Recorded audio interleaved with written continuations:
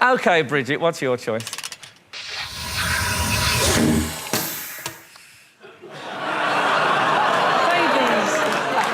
All right. All right, calm down. Yeah, the Kardashians have babies, you know. You didn't mind those going in the room. Well, OK, so obviously they're very cute. If they weren't cute, the human race would have died out a long time ago because early humans would have gone, OK, I've done 3 days now, I'm out. That's enough. I just think they're overrated. I think that they contribute the least to society, but they are the most worshipped and revered people on Earth. After the Kardashians. They create chaos. If you replaced any of us with a baby, there would be chaos. Or a pilot, or a bus driver, or... You can't argue with that. Either. Modern life. So what doesn't Dave like about modern life?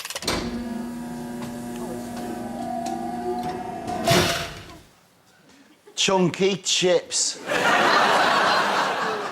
Chunky chips are so wrong. You know, I cook for a living, but chunky chips, I wouldn't cook them, I wouldn't eat them. It just doesn't work. They're always raw in the middle. They're kind of cooked wrong on the outside. You see, when you deep fry, what happens, Frankie? If you get your temperatures right, like the potato inside, the steam comes out, repels the fat, hence crispness on the outside, softness on the inside. But the thing is, with a chunky chip, it always remains raw on the inside, it sucks the grease in, soggy on the outside. I'm getting very turned on. Academically, sexually, sensually, chunky chips don't work. The thing is, if you want thick potatoes like that, you want to have kind of roast potatoes, you know, with the goose fat. You can always sprinkle polenta or a little bit of... Yeah, it's all right. It's not a cookery show. I just think they're horrible. And when it says on a menu, comes with chunky chips, just forget it. They're just dreadful. And then they come in this, like, Jenga-like pile. So when you get them, they're flaccid, they're soft and they're cold. I mean, they're like a Yeti's member in a stack. I can see why you didn't make it as a maitre d'. No, but... And there's something offensive about the way that they stack them like that, like a game of Jenga, that's somehow so pretentious. What, not as pretentious as saying Jenga? Jenga! I like chunky chips, and I've never noticed them being raw on the inside. At least with a good French fry. I'm not talking skinny chips, just a nice regular cut chip that's cut to that right kind of diameter, so the outside's crispy, preferably twice cooked. Do you have a girlfriend? Yeah, married and everything. If you don't met her, she's called Janet.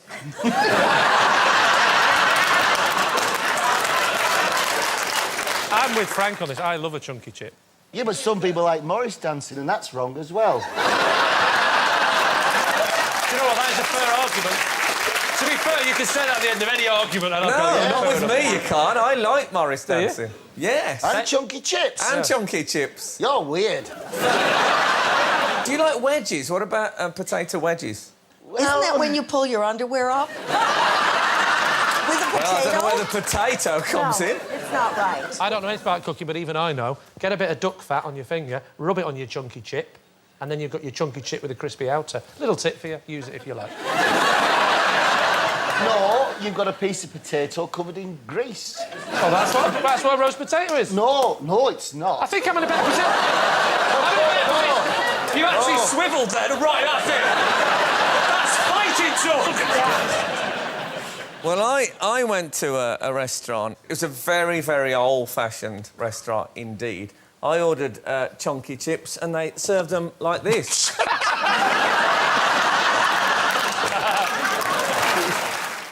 Well, let's see what David has chosen. My South African accent. As part of my day job, which is pretending to be other people, I do occasionally have to assume another accent. And usually, with a bit of practice and a bit of time, I can make a decent fist of most of them. But my Beecher's Brook, my Waterloo, is the South African accent. I don't know why it should be.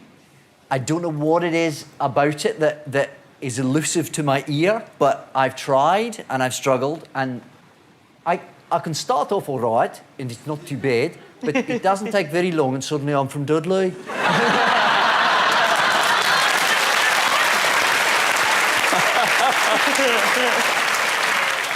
So I have to concentrate and try and wrestle it back, but it really can't hold on to it for very long. I just can't do it. I don't know what it is. It defeats me every single time. Well, we have... He's winding up Diane. Magicians.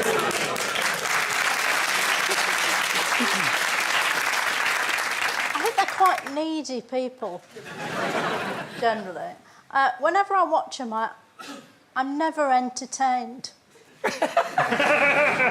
That's quite a negative review. Isn't it? Really? Yeah. I love it. I don't. There was one. I went to a restaurant, and there was one that was going between the tables, between courses, and showing you a card trick.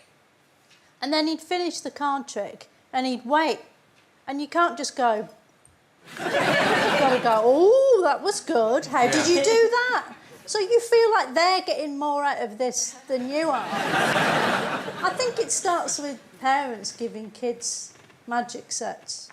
Because if you give a kid a magic set, that's like a starter kit for a psychopath, isn't it? I never had a magic kit, I must admit. Is it a common gift for children? For psychopaths, yeah. OK. It's so boring. It's like cups and balls. Who cares? Pulling flags out your sleeve. I just can't find any enthusiasm for it. OK, so, to Frankie.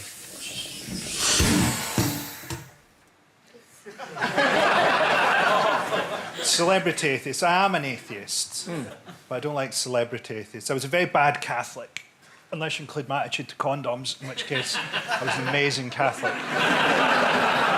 But I don't like the judgmental nature of celebrity atheists. I think some religions have done good things. The Quakers fought against the Vietnam War.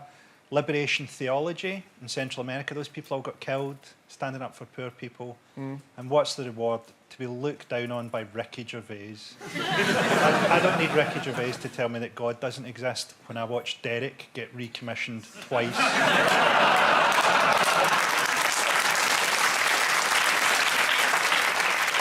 I just sort of think, you know, we all need something to get through. You know, and why stand in judgment on what other people need? So Ricky Gervais or Richard Dawkins, whoever, they need retweets or whatever they need. and other people need different things. I just feel the whole thing's a bit religious. You know, so it's the idea of certainty to me is very religious. The idea of judgment is very religious. And it's blaming God, it's blaming religion. You know, they go, religion causes violence. OK, some violence is caused by religion. Some violence is caused by lager. Some violence is caused by people cheating at pool. But at the moment when you go, I'm blaming that on God, that's like you don't get any mayonnaise in your chicken zinger and you blame it on Colonel Sanders. I can sense Nicola here thinking, what's wrong with violence all of a sudden? OK, so what is Greg's choice? People who give their dogs specific instructions. That old chestnut. I just think a dog is of limited intelligence. It's well established, and there's an argument about whether they're sentient beings or not, whether they have any awareness of self. I can't be bothered to get into that argument, but they're dogs, OK? There are people in my local park who are having full conversations with their dogs. They're going, oh, Coco, don't mess around in that bush. And I think Coco doesn't know he's in a bush. Coco has no concept of what a bush is. Coco is just trying to smell other dogs' wee and try and find something to eat or have sex with. There's a woman in my park who walks about 5 dogs, and she's going, "Oh, Lulu, Lulu, don't play with Coco's stick. That's his stick." Well, Coco has some concept of ownership. And it wasn't his stick anyway. I saw him, he picked it up in the park. And the same can be applied, while I'm on the subject, to toddlers. I don't...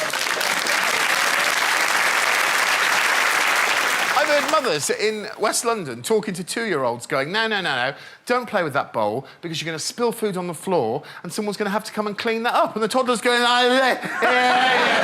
because all they've got a concept of is there's something they can ram in their mouth. They have no concept of the I'm genuinely furious. What's Noel's choice?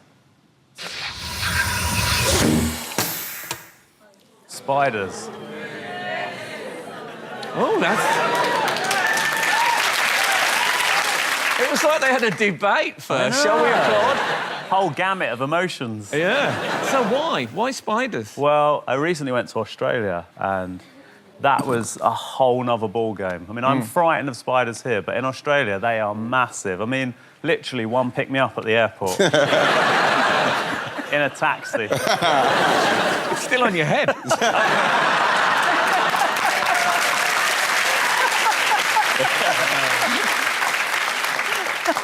Quite good when we got to the hotel, though, because he picked up all my bags.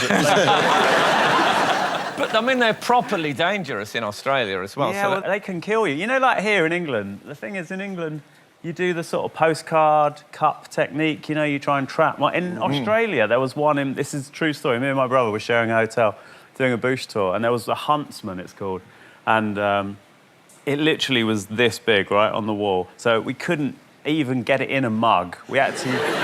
I had to go to the kitchen and get a mixing bowl, yeah? And we had to use an album. I used Abbey Road, right? This is a true story. And because mixing bowls, they're see-through, they're sort of magnifying. So it was that big anyway. When I put the mixing bowl, its head was bigger than mine. I could see its cheekbones. It was awful. And so I slid the album underneath it and took it outside and I put it out. And it didn't even just go in the bushes. It walked down the sidewalk like a man. Like a man would. It just went off. Crossed the zebra crossing. Must have got the idea from Abbey Road. He's upsetting Romish. New Year's Eve.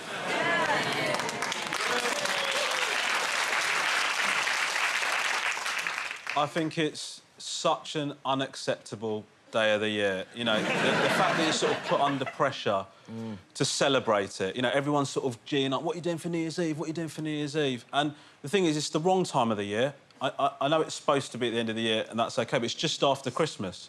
And then people are saying, when do you want to... What are we doing? Where are we meeting up? Well, I've literally spent Christmas period seeing you. Why would I want to see you again so soon after? It needs to be in the middle, like June, July, so we get a 6-month break. Not we're all hanging out, and then a few days later, here we are again. Yeah, it's a shame, isn't it?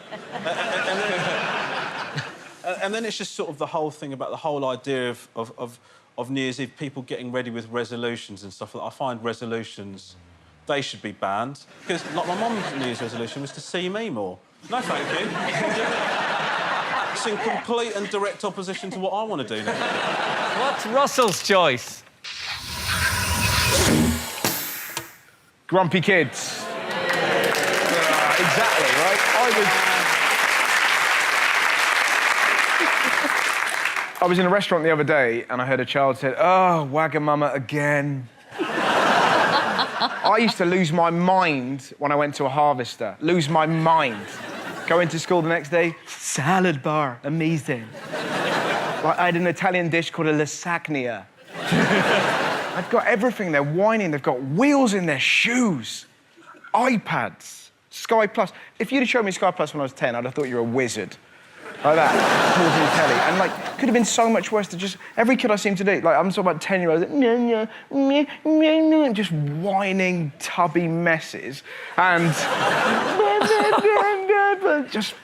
it just does my head in.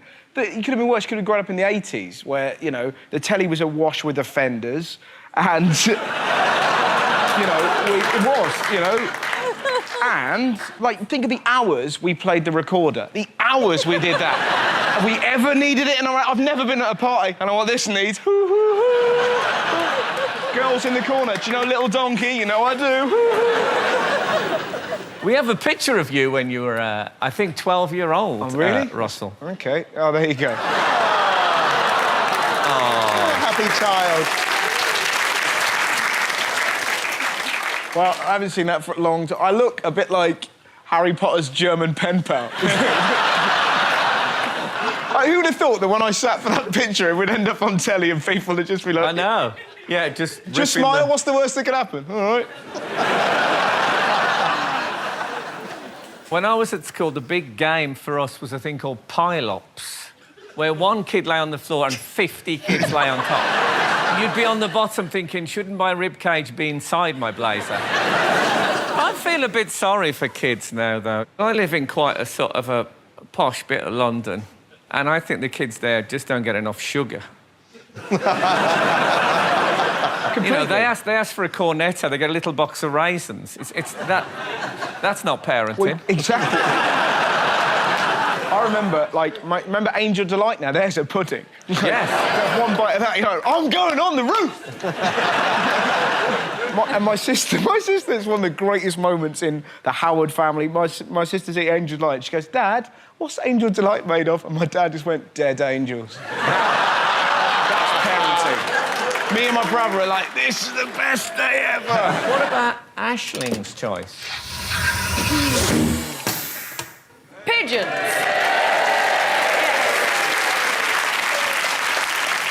Frankly, Frank, I have had enough of these disease-riddled rats of the sky. Yes, thank you. Bit of solidarity there. We've just let them roam around, owning the streets of our cities for far too long, and I don't know why. What do? They're obsolete now. Everyone sends text messages, unlike back in the old days when you used to attach, you know, a bit of paper to their legs. And I think that's what it is. I think that's why British people let them stay around so long, is because of all the hard work they did during the war. But, you know, you don't see other veterans going around Trafalgar Square pooing on the monument. So I don't see why we should allow pigeons. And, you know, they just sort of, there's an arrogance about them. They're like the aggressive sort of man in a pub being like, no, you move. You know, they're like, I just don't like them anymore. First of all, they are, I think, an important source of exercise for toddlers. I have a 3-year-old, he will chase a pigeon 1.5 miles. You'll run so far, he'll vomit, and then, of course, the pigeon will sort that out. What is Caroline's wild card?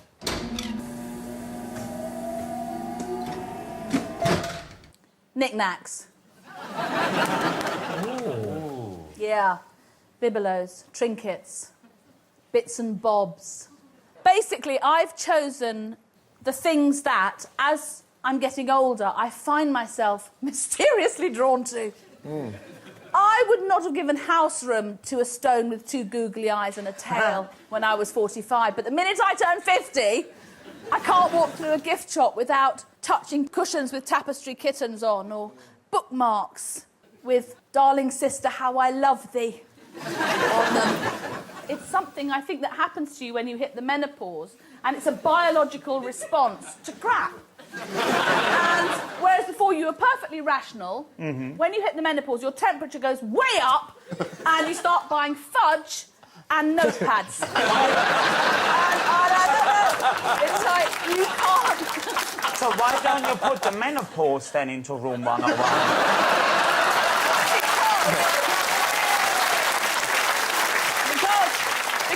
Because the menopause is a result of having been fertile, and without fertility, you wouldn't be here. Mum!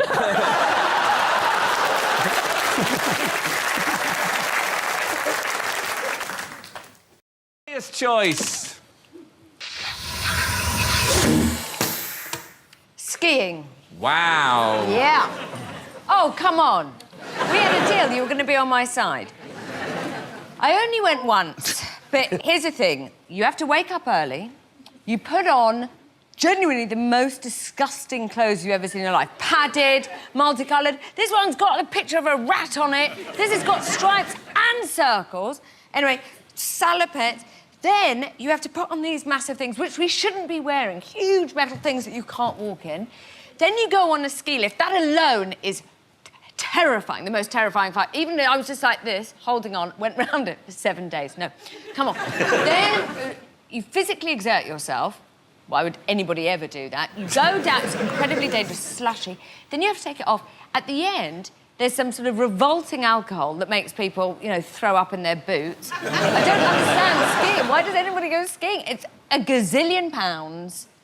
You smell of cheese. I mean, I admit, I do associate it with the super cool and the super beautiful, and that's why I sort of like it, because I like the idea of them putting themselves in grave danger. But I've never been.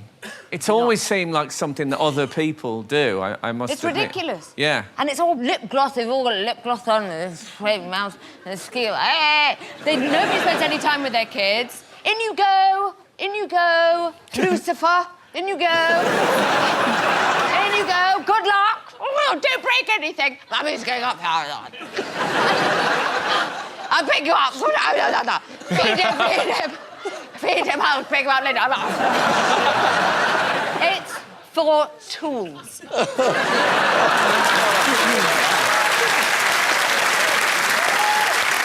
OK, then. So what doesn't Henning like about modern life?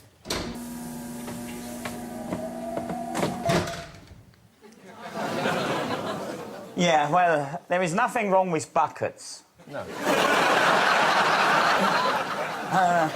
But what they're used for is evil. So what I absolutely hate is anything to do with fundraising. But you know them emails, don't you, Frank? Like, them emails that go like, ooh, I'm going to do a fun thing I always wanted to do. Give generously. I think it's outrageous. I mean, if you want to do something, why do you bother other people about it? I think it's outrageous. Yeah, it's like a friend of mine recently went on a 100k fail walk in the Pennines, and he was seriously angry with me for me not donating any money. I said, listen, where I'm from, you going for a walk shouldn't set me back.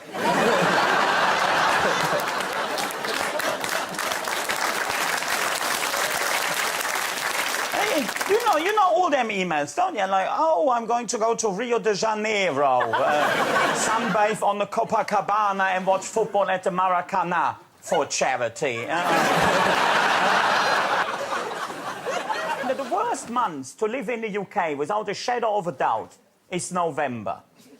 And that's got nothing to do with Remembrance Sunday. Or, so I like to call it highly selective Remembrance Sunday.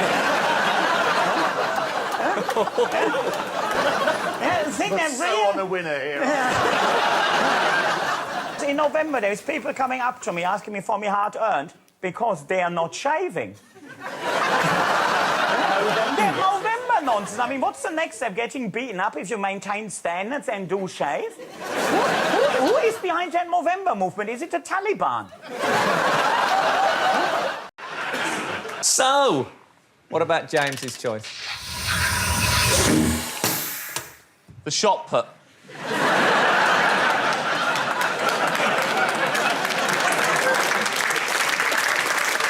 I realise now I actually misread your choice.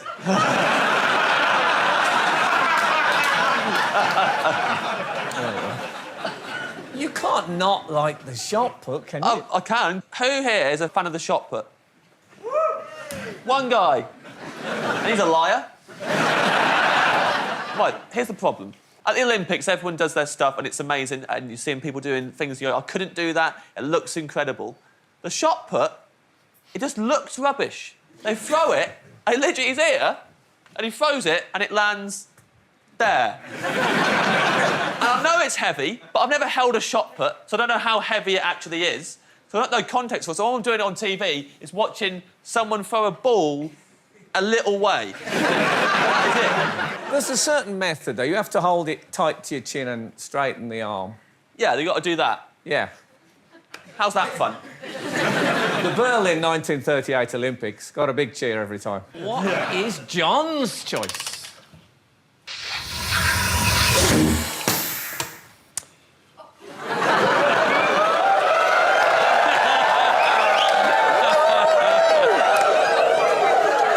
Go, Johnny. I've Go, lost Johnny. already, haven't I? It's all over. Whooping in audiences. Shall I leave now? No. That was ironic. Come on, that was pretty good by the audience. It was. So fair play. I'll say. Straight it's in there. awful. Do you know what?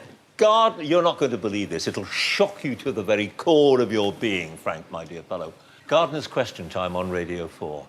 Hallowed institution. Any of you listen to it? Of course you do.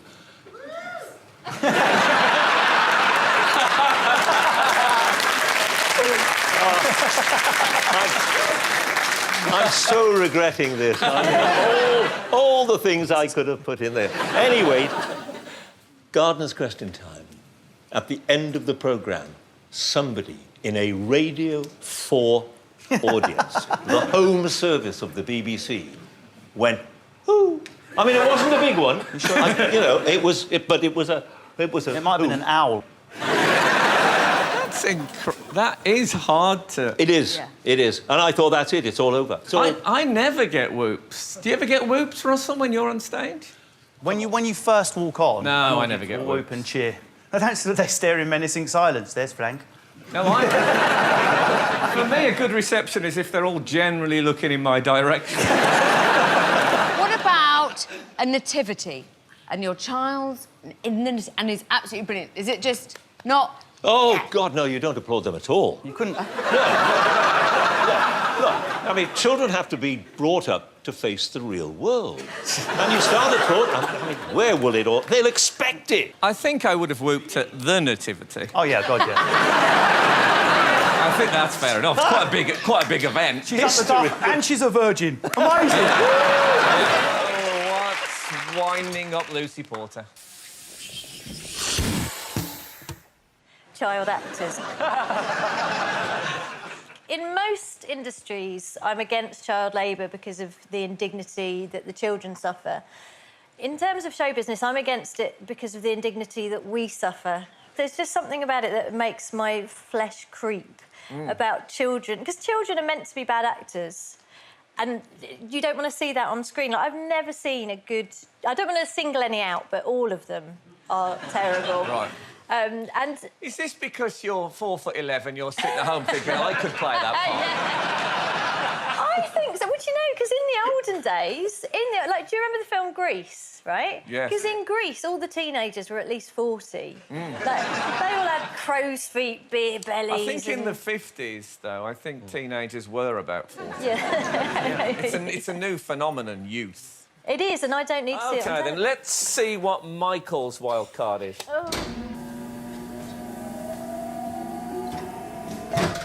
Oh? I feel terrible doing this, but it's giving grown men stuffed animals and teddy bears as presents. I've had one or two. I've got enough now. I don't need any more. It's the thought that counts. I do understand that. But why would you buy a teddy or a panda and think that a grown man would relish? Well, you want to toughen up your image. Do you know, you're quite right. You're quite right. I think Kevin's on something there. Because it's a lovely Why thing. they send that to you? I don't know, because they're sending me a hug, and this is... I don't know. And I don't want to get into the psychoanalysis of it. I just don't want any more. And I mean that in a loving way. Yes, I'm sure. I really do. But honestly, why? I don't need them. Have you considered recycling, Michael? I do. I give them away. I've been sent probably about a couple of hundred over the years, I would say. You have? Yeah. And what do you do with them? Well, I'll show you what I do with them. And there's no reason why you shouldn't do this yourself. I had them tailored.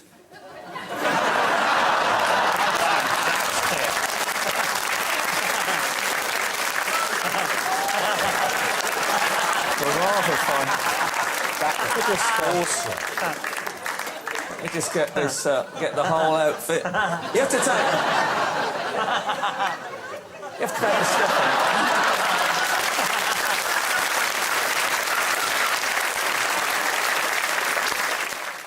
So what kind of people wind up Miles' job?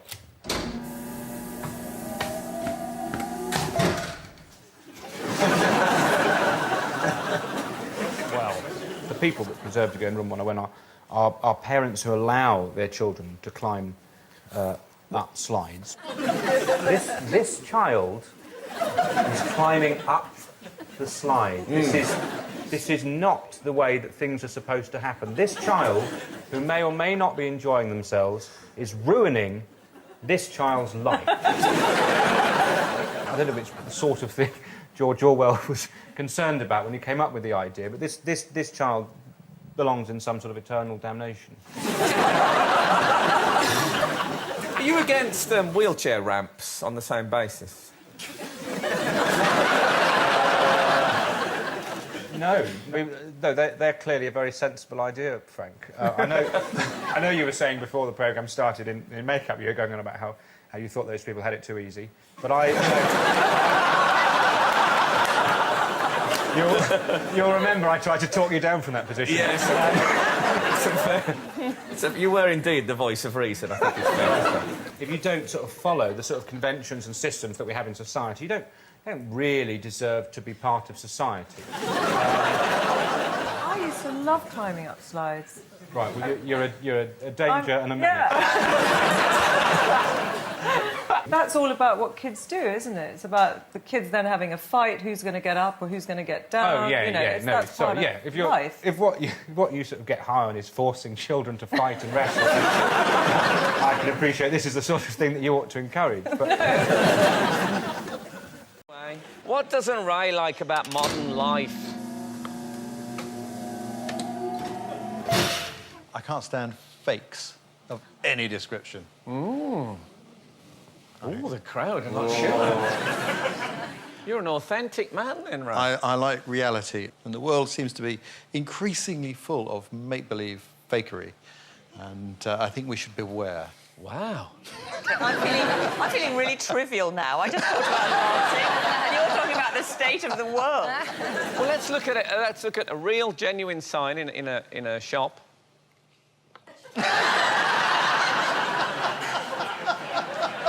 Well, can I put this to you? I've had a difficult life in some areas, Ray. I now find myself, I will sit at home at night, I will drink non-alcoholic wine and smoke an e-cigarette. That's what I've come to. Are you saying I should be drinking real alcohol and smoking? Yes. You are, thank you. I think sometimes, Ray, the fakes are more entertaining than the real things. Let me just show you this. Special man.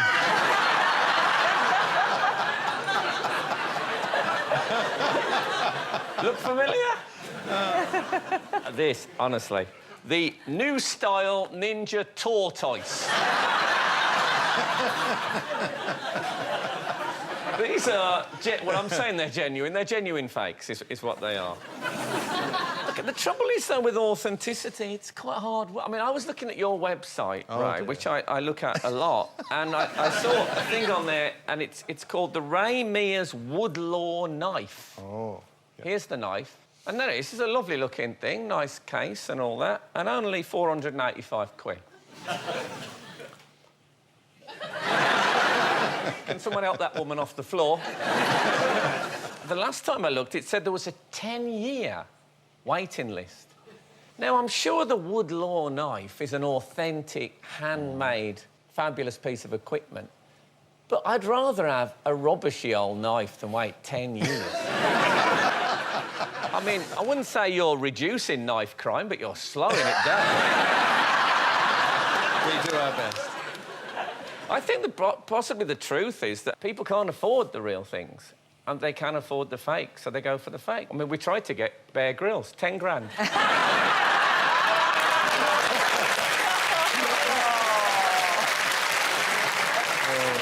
The world is such a filthy, suppurating toilet that there's nothing you can do, and you don't need to be marketed some crazy thing that they invented 20 minutes ago when soap and water does a fine job.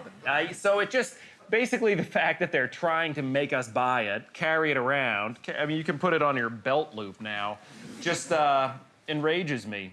really. And I have 3 little kids, a 5-year-old, a 3-year-old, and a 1-year-old. So I live in filth. And I don't get any sicker than the next guy. My wife is a teacher, so she's around other scummy children all the time. And it's just silly. I mean, yes, their germs exist, but, you know, I was talking to a doctor friend of mine recently. Usually when we get sick, it's because of just stuff that's inside our own body that decides to present itself. And what are you going to drink, the hand sanitizer? So I say no. I'm not saying no to hygiene. I'm saying no to the unnecessary, very recent invention of, like, soap 2 or whatever.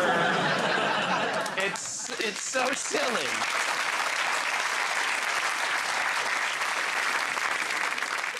Apparently, your average hand sanitizer is 65% alcohol, which is 3 times more than vodka. Yeah. You know, I'm a recovering alcoholic. Yeah. It would be safer for me to have human excrement on my hands. And that is certainly the path I've chosen. Let's see what is angering Robert. So,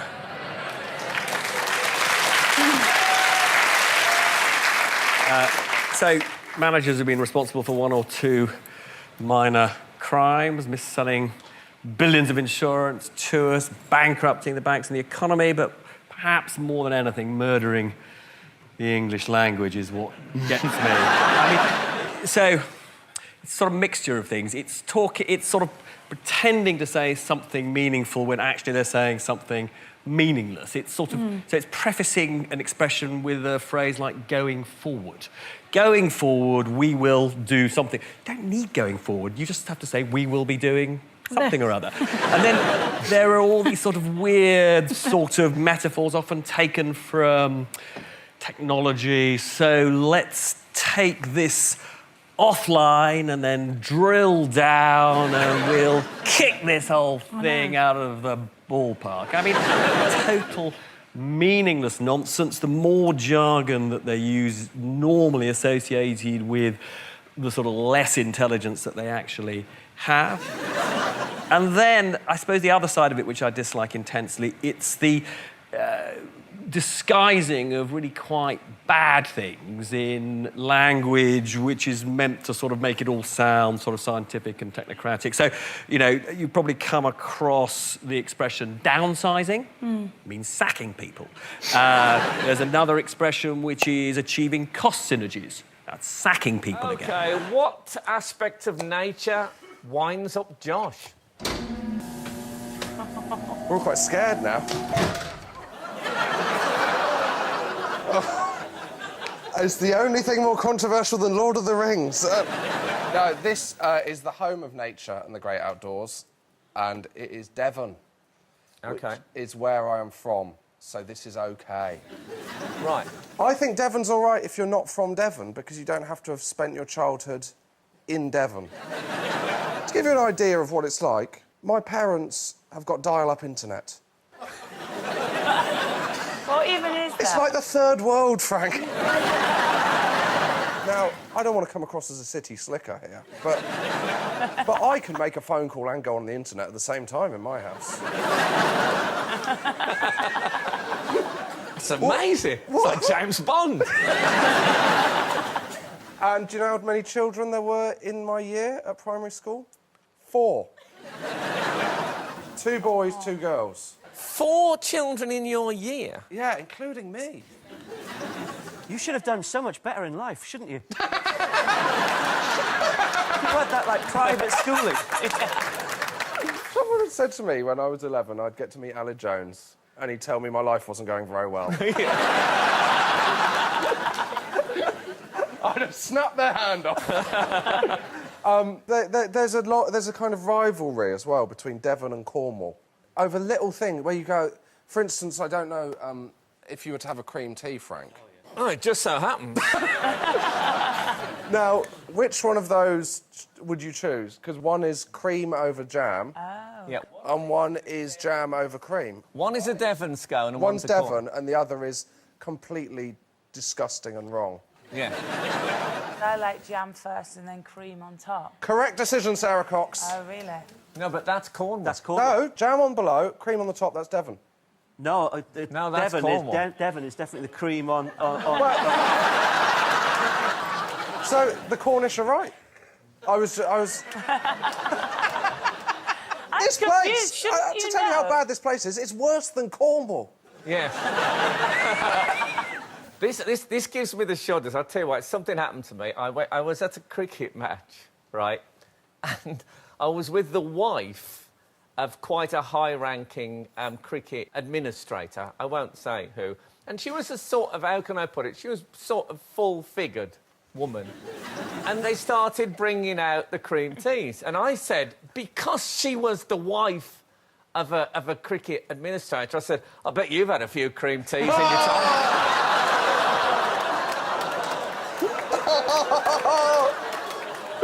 Oh, dear. I meant because her husband was a cricket administrator.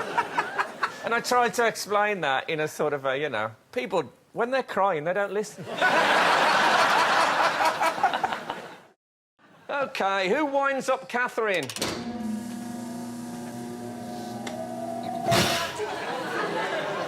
Cheryl Fernandez Versini. Nicole. Nee Tweedy, sir. Oh, yes.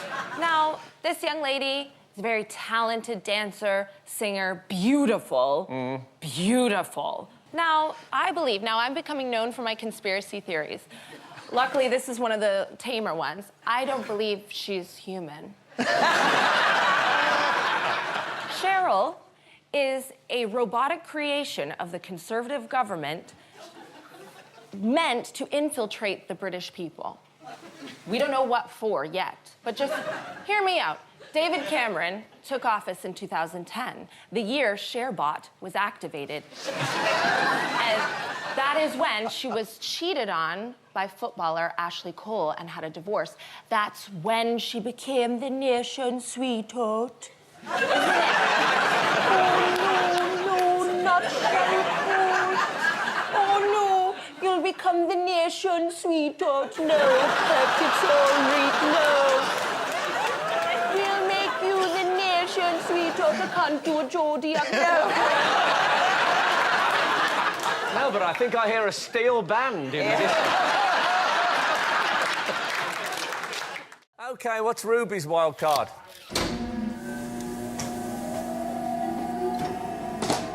My mother.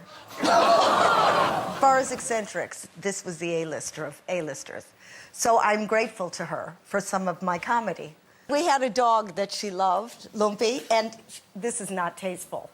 But, you know, when people came over, he would sort of grab their leg, you know, and it would smear him off. But my mother would go, look, the lover boy, he's dancing. And then she'd go at the party, she'd go, Lumpy, say Heil Hitler. And he'd go like this. I mean,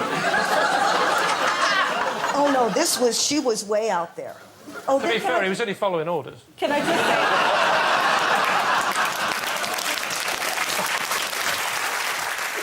You get fixed on things, like I do now, you know, where it's like a Russian missile, just honing in. So she came to England and she said, buy a broom.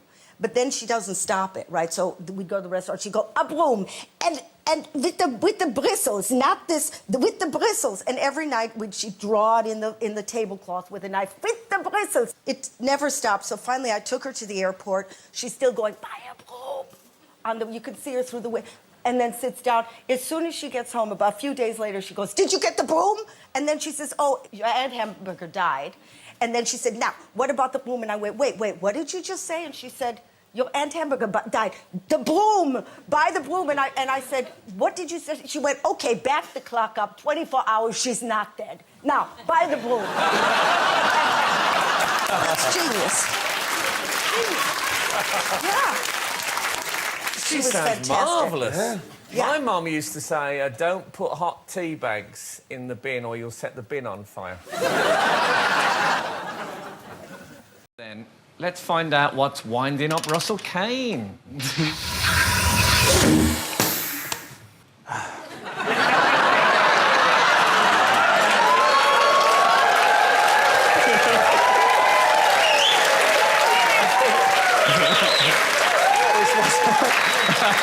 This genuinely wasn't planned. This is one thing I would like to put in room 101 is men who get grumpier with age. What? And I'll tell you what. Not because I've got any problems with these men, although it would be nice to be around men in their 50s, 60s and 70s who are happy all the time. It's just that I think men would be healthier, happier creatures if we weren't so miserable. Most men, not all men, now and again you do see a happy old man, but it becomes like it's something you stop at point at in the street. If you see like a normal wisdom, look at that happy old man, it's amazing. I don't know what the secret is, I've always been like it. Most men are walking along going, why am I alive? And some men, you get so miserable they can only laugh, you know, if they see, I don't know, if they see a car written off on the M25 motorway. Look at the state of that Jaguar, that'll never run again. We live, men of this country, 5 to 7 years less than women. Doesn't happen in every country. And my theory... it's women cheering. My theory is this. We think ourselves to death, yeah? The less happy you are, the less likely you are to live a long and happy life. Lonely people die before. Now, we know that, on the whole, women tend to be, not always, more emotionally connected than men. If they've got a problem, they get their friends over. Hey, I've got Claude over. I've got Tess over. We talked about the problem. There wasn't a solution, but we lit a candle. And do you know what? I feel better just for talking about it. Whereas men... That's how it works. Whereas men will be like, I have a problem, I'm going to hold it inside till it's a diamond, then poo it out and die. Now, the evidence is, in cultures like parts of Sicily, Sardinia, Japan, where there are villages where men can't sort of do that isolation thing, I need time on my own, and the houses are full of aunts and grandmas and daughters, the men's mortality rate equalises with the women.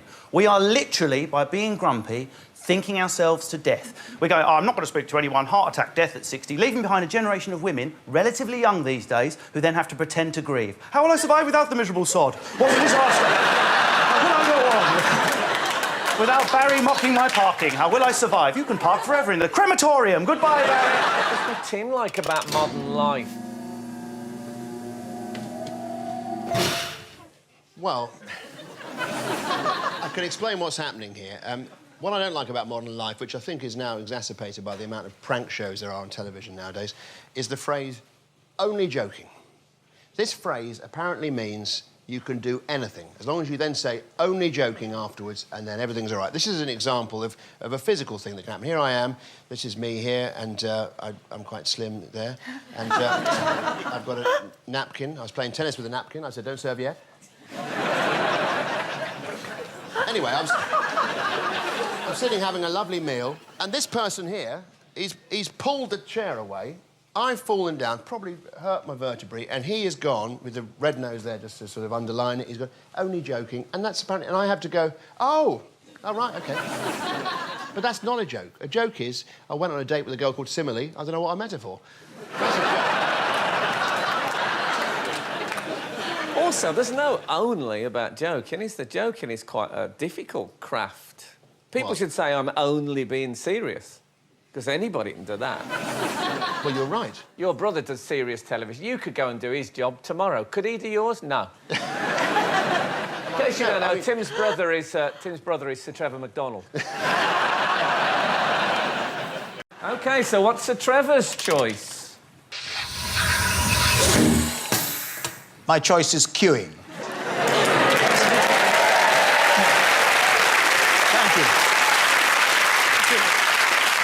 Thank you. Although I should explain, if you turn up at an airport in Naples or something and you're standing in line and waiting to go to the ticket counter and somebody barges in from the right or left side, you think, oh, my goodness, how wonderful it is that this doesn't happen back in London, you know, where people get in an orderly queue and they don't move.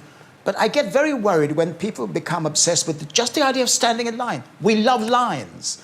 And you go to the underground station and there are 3 lanes which are empty, and there's one where there are about 100 people, and everybody gets behind the line. And I just get out and I go for the one where there's nobody standing next to it, and I get my ticket and walk away. But it shouldn't really, but it infuriates me. I think my particular hate on this one is if you're queuing in a cafe, especially if you're on your own, queuing in a cafe, and a family come in and they all go and sit at the last table in the cafe and then join the end of the queue. So you're way ahead of them, but they got the table. Now, that cannot be right. And I know it's just a table, but you just know these are the people, they do the same thing. What kind of people wind up Vernon?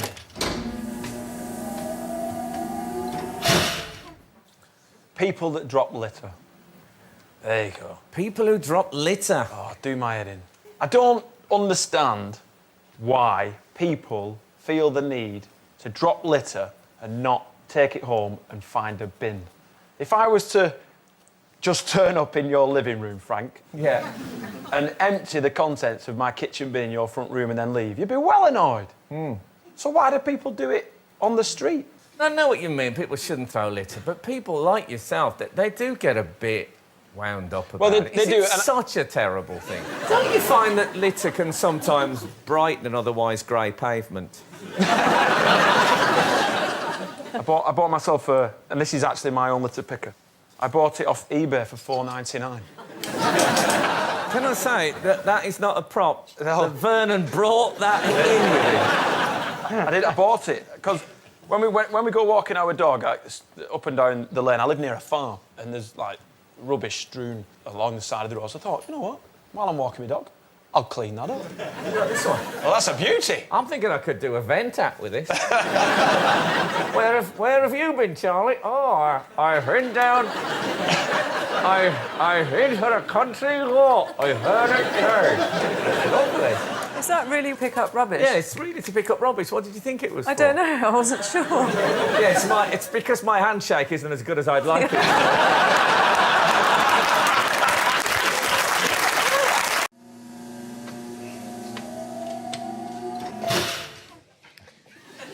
James Bond. Wow. Oh, God, the crowd. You see, people are going, oh, like you don't all know that he's a terrible wazzock.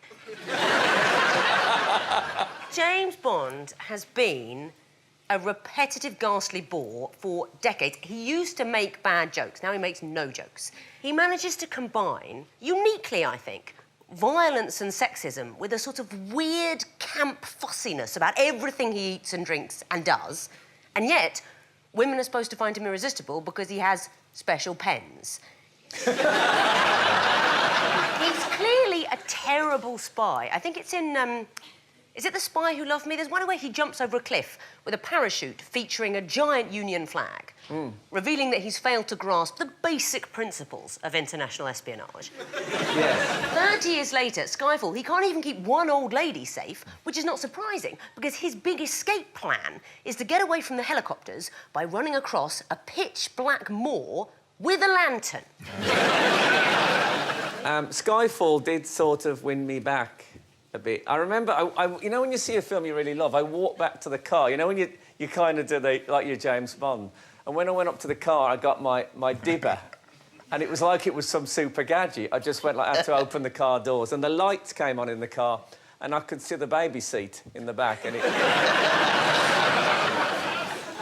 He takes up poker, which he never played in the books. Suddenly in Casino Royale, he comes in, the new one, as a poker player. He's terrible at poker.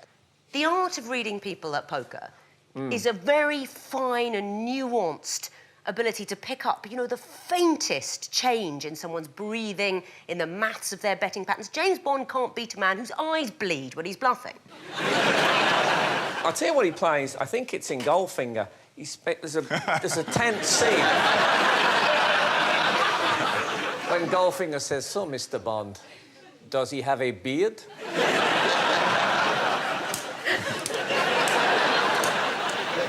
How could you improve Bond, then? Who would... Also, I would never have discovered the Reader's Digest. OK, well, doctors, it's controversial. Right, what kind of people wind up worrying?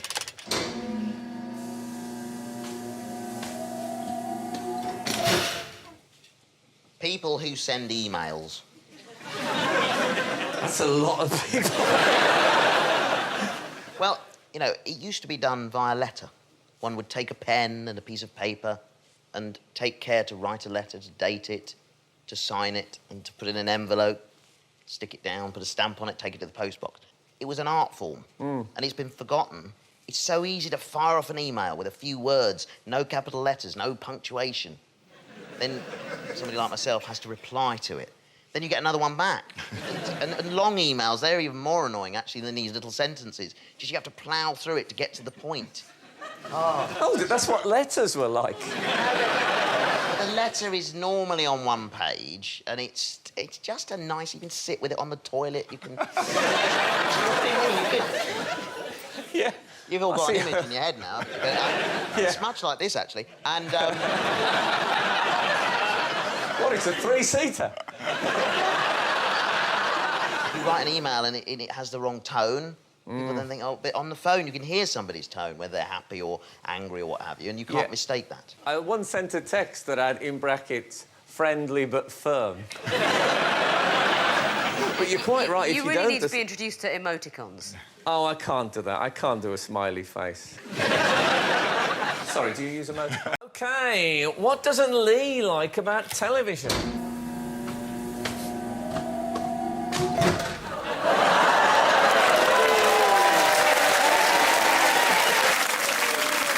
Top Gear. Let's put this to bed straight away. I'm speaking on behalf of everyone in the world when I say cars are boring. Full stop. They're not interesting. And even the producers, I think, of the show know that that's true, because what they talk about is never the reality of cars, our world of cars. It's that fake reality of things like, today we're going to talk about off-road vehicles. Am I the only person in the world that's never driven off a road?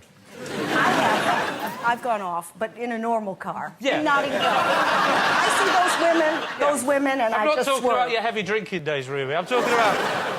Yeah, it's the language. The language doesn't have anything to do with my experience of driving, you know. You know, you'll hear them say things like, you know, if I talked about the new suspension on the Audi 6149, you'd say, but what about the torque?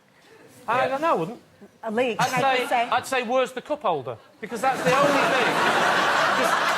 If it's on the right, good design. If it's on the left, it's a bad design because I'm right-handed. That's it. Anything else? I know nothing about cars at all. I drive a grey one. And I've never seen Top Gear, because I have no interest in cars. Obviously, I haven't watched it. And so I watched a few episodes. I've got to say, I really liked it. It reminded me of... I played cricket once with Jeffrey Archer, and he was a really nice bloke. I was gutted. What do you drive, then?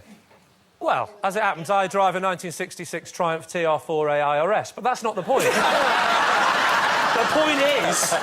But it's not the point, is it? Because... Oh, you know, that's not true, is it? No, it is, yeah. But I'd like to point out, because I know nothing about cars, but it's an old 1960s classic car, and I love the look of it. It's a beautiful... I can definitely appreciate... Oh, God, it's going on now. I can appreciate the beauty of a car without wanting to see a programme about it. Here's the thing. This is a picture of Jeremy Clarkson in a small car. Now, that's funny, isn't it?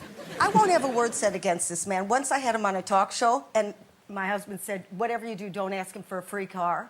Before he actually hit the leather. I said, Jeremy, can you fix me up with a free car? Anyway, he did about 10 years ago, and I've still been using his name. He got you a free car? He got me a deal. I can't say with who. No. But so I have to say Jaguar as much as I can. But would you love it more if he did more classics? Yeah, I would, because classics look nice. All modern cars look roughly the same, don't they? Roughly. Oh, no, not a Jaguar. No, they... If you're going to promote them, at least learn to say it properly. How am I saying Jaguar, 3 syllables over here. Yeah. You say... You're saying Jaguar. OK. I don't have time to say that, OK? This is starting to look like a really bad episode of Top Gear. I'll tell you what, if he gave her the glasses with that T-shirt, it'd be a really bad episode of Where's Wally?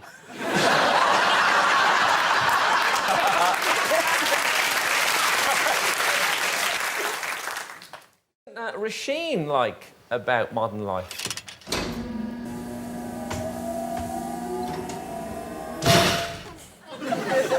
Me. Selfies.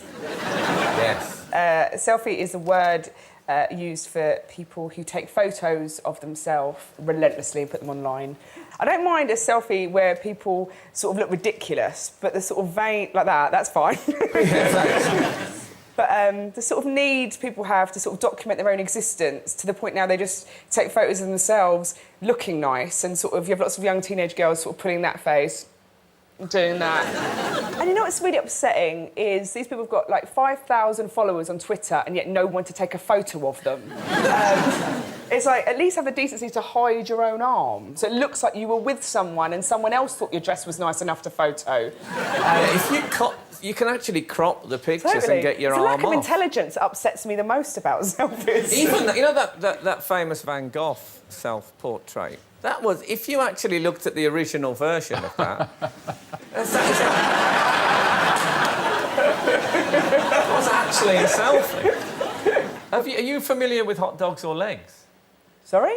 Hot dogs or legs. It's a selfie-based phenomenon.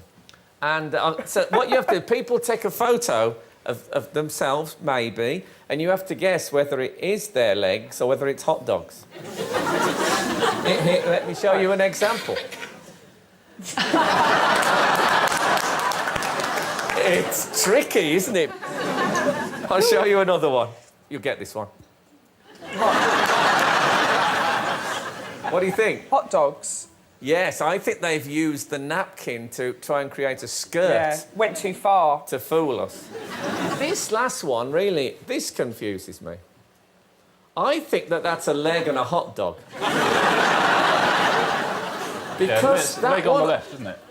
That one on the right, you don't get a thigh bone that bends in like that normally. I think that's legs. I think that's legs. Yeah? Definitely. Yeah. Can I just genuinely say, why are we doing the rest of the show? Can we not just do this for half an hour? I sort of use selfies in order to send messages. So I've got a few examples that I use. I'm sorry I'm running late. Thanks for dinner. And I haven't actually used this one yet, but I've got it in waiting. Here it is. This is I'm having a heart attack.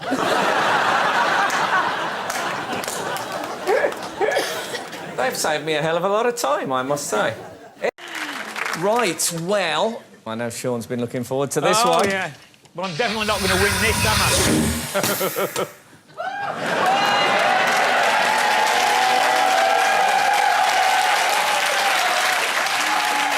Football talk. And all the fools that write songs about it.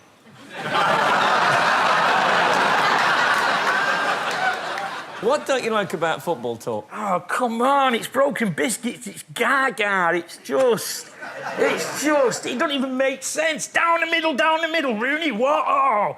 And then, Van Gogh. Did you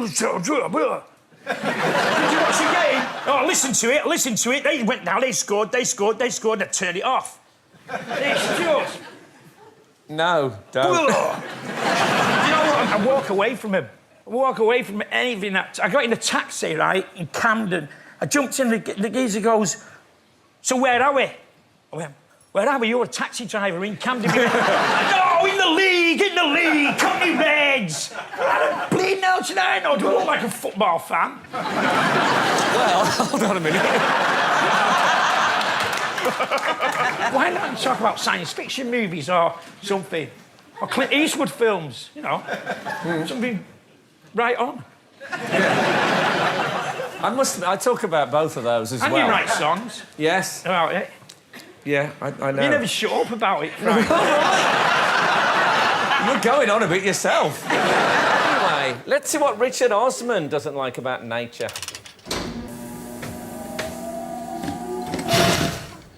This is zoo filler. Now, what is zoo filler? Zoo filler is all the rubbish animals in the zoo.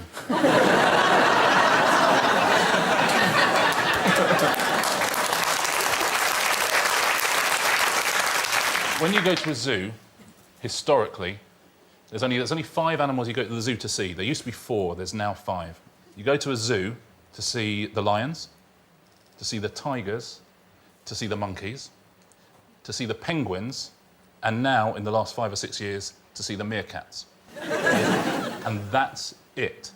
And everywhere around those 5 animals, they got all sorts of things. They got fish. You're going to see a pike. You think, so hold on, I've got a lion over here, and a tiger over here. I tell you what, why don't I spend 10 minutes looking at a pike? You didn't mention giraffes. They're essential. Do you think? Oh, yeah. Oh, what's the point? They're very tall. That's the point. Well, They're they are, very yeah, but you know beautiful. what? Who isn't these days? And they look like I think I've gone into the zoo in the past thinking I want to see the monkeys. And like I went to Cotswold Wildlife Park and I went specifically to see the monkeys. And then I saw a giant tortoise, which I wouldn't normally expect to see. And I was really excited about it. It was really massive. And it's kind of like when you watch... When I first started watching Pointless, I watched it for Alexander Armstrong. And then it turned out there was another creature on set. Now, I like some of the signs that you get in zoos. What about this? My favourite ever danger sign.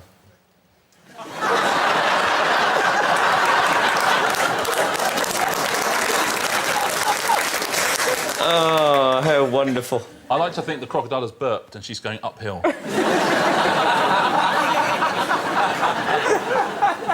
Here's the thing, this is...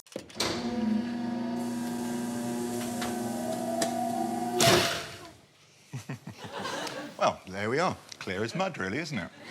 So you take 2 of those, and I'll see you in a week. I would like to see doctors go into room 101. Yes. Oh, don't gasp. Come on. 6 years in medical school, hundreds of exams, and they can't even bloody write. I mean, have you ever met a more arrogant, self-centred, egocentric bunch of people than doctors? It's quite a scary experience going to see a doctor. And it shouldn't be, should it? No. It should be a happy, joyous experience where you feel warmed and welcomed and looked after, but people don't. I think the trouble is when you get very academic people, and medicine, you know, usually the brightest kids in school are pushed into doing medicine. Sometimes the most academic people are not always the best socially, shall we say. Yes. It's bedside manner, isn't it? Bedside manner. That, you see, I couldn't even think of the word. That just proves it, doesn't it? And I think possibly... Bedside Manner, in case you don't know Bedside Manner, it's the sequel to Downton Abbey. Can I ask you a technical question? Go on, then. When they...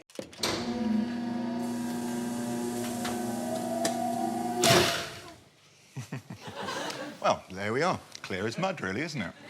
So you take 2 of those, and I'll see you in a week. I would like to see doctors go into room 101. Yes. Oh, don't gasp. Come on. 6 years in medical school, hundreds of exams, and they can't even bloody write. I mean, have you ever met a more arrogant, self-centred, egocentric bunch of people than doctors? It's quite a scary experience going to see a doctor. And it shouldn't be, should it? No. It should be a happy, joyous experience where you feel warmed and welcomed and looked after, but people don't. I think the trouble is when you get very academic people, and medicine, you know, usually the brightest kids in school are pushed into doing medicine. Sometimes the most academic people are not always the best socially, shall we say. Yes. It's bedside manner, isn't it? Bedside manner. That, you see, I couldn't even think of the word. That just proves it, doesn't it? And I think possibly... Bedside Manner, in case you don't know Bedside Manner, it's the sequel to Downton Abbey. Can I ask you a technical question? Go on, then. When they... What doesn't Sarah like about modern life?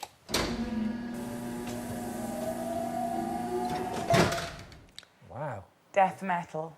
Death metal? No, as a DJ, it's my job to respect all genres of music. You know, be it jazz, funk, fusion, drum and bass.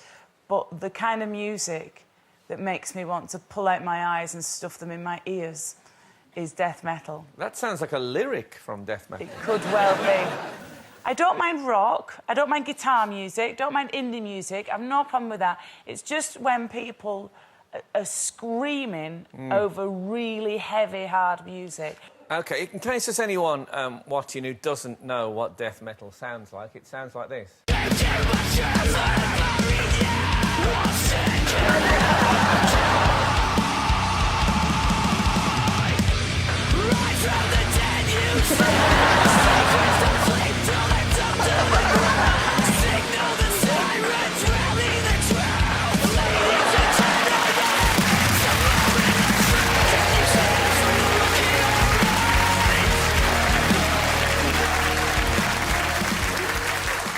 What I love it. What doesn't Giles like about modern life?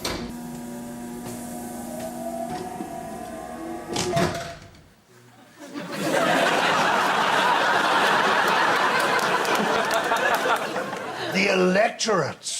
Yes. The people who vote. I should say, that is a shot of our audience here tonight. They are the electorate. There's no They getting are. around I that. used to be a member of Parliament until the people spoke. Where were you MP for? The city of Chester. It's actually a beautiful part of the world. Yes, of course. And many of them were nice people. This is just an act of revenge on my part. I knew I had contempt for my constituents, but it just came as a bit of a shock to the system to find the feeling was entirely mutual. So I lost my seat. That's the point. I lost my seat in the general election, and I thought, well, they can do that to me. Here's my chance, Frank. Thanks to you, I can do the same to them. I'm now voting for you to go down the plug hole. Fair enough. So your political policy right now is if you don't vote for me, I lock you in a room. During the general election, in fact, my darling wife came back to our house one day. I'd been out canvassing, campaigning, and I found the for sale notice outside our house. I said, what have you done? She said, I put our house up for sale. I said, in the constituency, I'm running for election. She said, yes, I know, but I've seen the way the wind is blowing. There's no vapid optimism with my wife, I can tell you. As my wife says to me, Giles, when one door closes, it's shut. Actually, for all MPs of all parties, in my experience, almost all of them, it's a vocation. They do it because actually they want to make the world a better place. All right, maybe the expenses are marvellous, but the wages aren't that marvellous. The expenses aren't what they used to be. They are. I want you to know, though, may I say something? May I say something, Frank? I was a respectable member of Parliament. I dug my own moat. That was just to keep the electorate away. What doesn't Dave like about TV?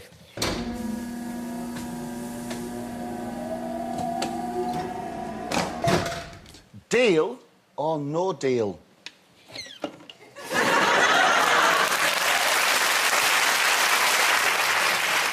Oh, Frank, deal or no deal. It's wrong on so many levels. Starting at its core value, you know, it's the product of cosmic ordering, apparently, by Noel Edmonds. Apparently, he gets followed by two orbs. One's the size of a cantaloupe melon, that is his mother. Two orbs? Yeah, spiritual orbs. The other one's like a watermelon, that's his father. And they give him positivity. Is this true? Yes. Well, hold on, not true. No, let me say true. I'll rephrase it. Is it true that Noel said this? Oh, yes, he's written a book on it. And what it has resulted in is like a game show that's completely and utterly pointless and devoid of skill. You know what I mean? Like, you watch Countdown, and that's clever. Yeah. But deal or no deal, you get somebody sweating buckets going, oh. You know, there's some poor soul there who needs a new wheelchair, and they're praying for what's in that box to make their dreams come true. And he's going, I'll do my best for you. All you've got to do is open the box, haven't you? It's irrelevant. But, you know, then they have specials, don't they? And they never got the production values. They did, like, a music festival one with a Portaloo, and they made somebody sit in the Portaloo. I just don't like it, Frank.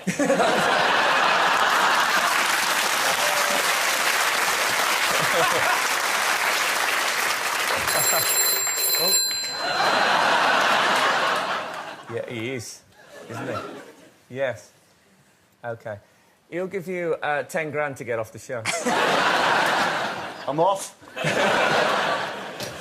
They could spice it up a bit. If they had one box, every show had a box that was completely crammed with wasps. Oh, it's the wasp box! That would make it more exciting. How many times have you seen this show? I've seen it quite a bit because I got into it. That's why I hate myself, Ruby. Yeah, you're addicted. No, well, I think I broke it now because I'm so disillusioned with myself. I'm more a Countdown kind of person. Right. Really. Dictionary Corner, The Sums, Rachel Riley. It's fascinating. I don't watch Countdown because I'm a Catholic. We can't use a conundrum.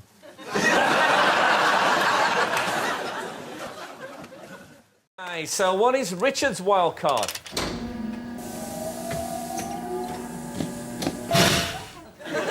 It is people telling me I'm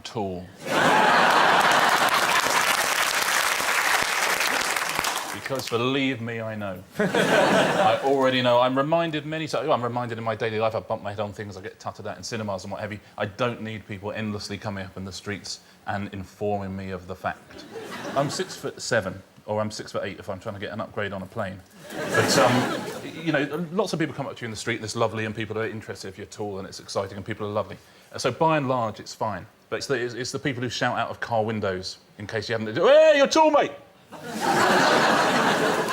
So people actually tell you that you're tall? Oh, endlessly. Well, you know what? There's a class of people in the world who delight in telling anyone they're different, isn't there? You know, and for most people, differences are wonderful things, and we celebrate them. And you know, so as I say, most people are like that. But there are a group of people as well who, whatever it is in their brains, will delight in letting you know that something about you is unusual. I mean, if your shoelace is undone, that's good. That's helpful. If you're telling me I'm tall, I promise you, it's covered. I was in a shop the other day, and people quite often ask me to get things off high shelves, which is. But as I say, most people are lovely. So I'm in a shop, and there's a lady, must have been 70 odd, very, very short, and she said, "You can get me some eggs from up there, could you?" I said, "Oh, absolutely." So I got and gave it to them, and she just went, "Is there anything I can get you from down here?" Nice. Look, I've invented something. It's called the height reversal platform. Okay. You're 9 inches taller than me. Yeah. And it must be for you thinking, God, what's it like for Frank being next to a man who's 9 inches? So the height reversal platform, if you'll come and join me, Richard, means that we can show you what it would be like if you were me, as it were. So can you bring on the height reversal platform, please? You'll love it.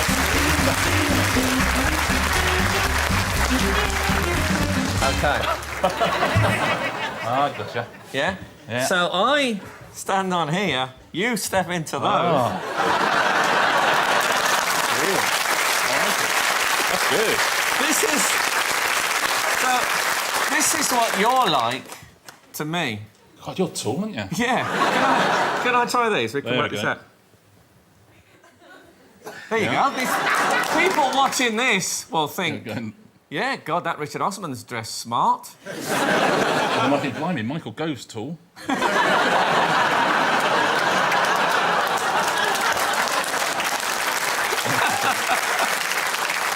That'd be interesting to see what would happen if we, if instead of balancing, it made Reverse things around. even. Yeah, it made Let's things. blow people's minds, Frank.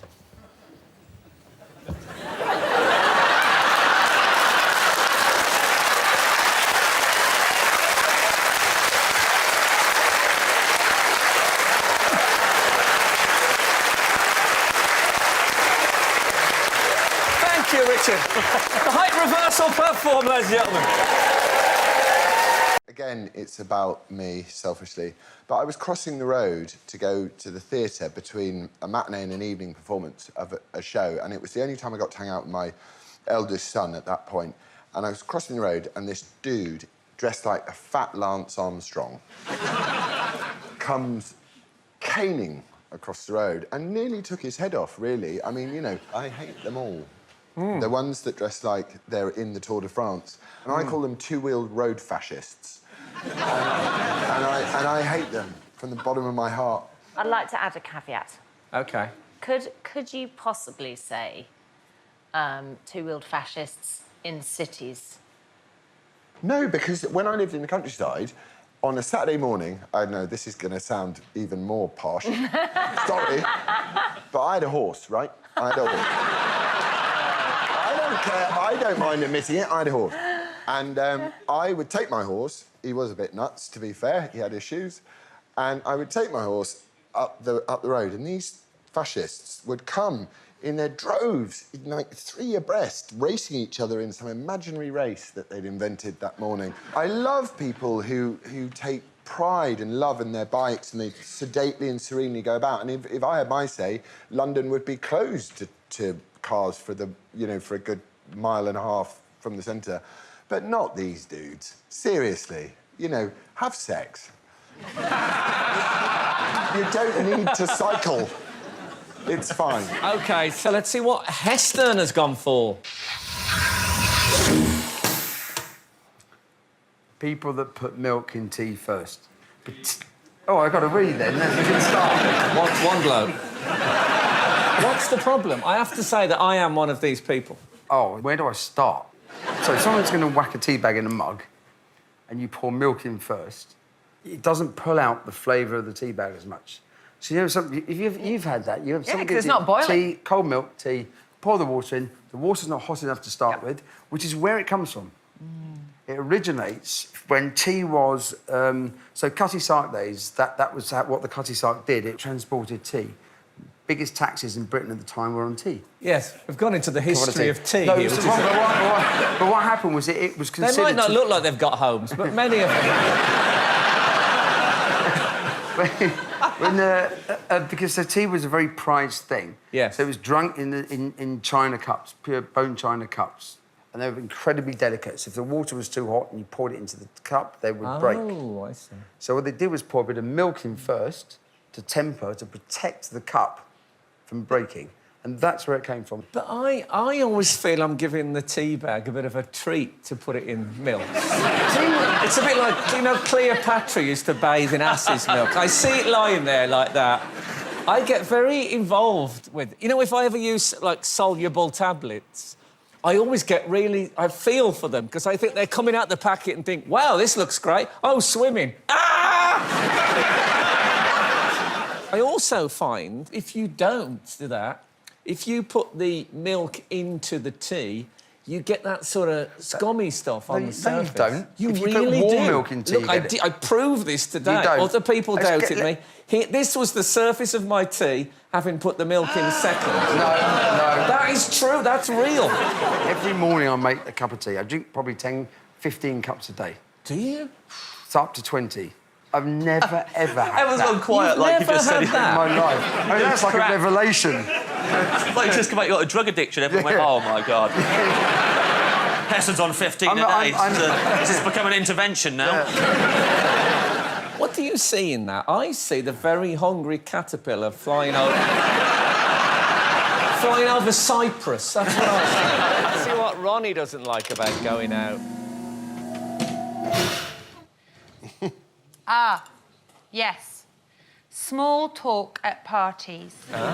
Those kind of endless, sort of meaningless but polite conversations that you have to go through when you meet somebody that you don't know at a party. And I'm not very good at it. There normally are things like, there's usually one like, oh, where do you live? Oh, I live in Peckham. Oh, I know Peckham. Whereabouts? Oh, near the Sainsbury's. Oh, which one? Because there are two. Yeah. Well, you know the Duke of Devonshire pub? Oh, yes, I know, because a friend of mine, her cousin used to live round there. Yeah, well, I'm not there. I'm Meredith Road. No, I don't know that. I mean, it's not that I don't love people, don't get me wrong. It's just that life is too short. You just kind of sort of want to jump in with, you know, where do you stand on Nigel Farage? On his windpipe, preferably. I always used to start by saying nice shoes if I was talking to a woman. I might write that down. That's quite good, actually. Nice shoes. Unfortunately, they couldn't hear me. I was on the floor. Usually in a pool of my own vomit. But, you know, different times. I'll tell you, do you ever get that thing when you're talking to someone and they're looking over your shoulder to see if there's anyone more interesting? Yeah.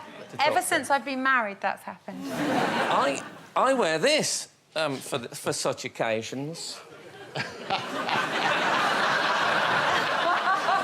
then they can't see over my shoulders.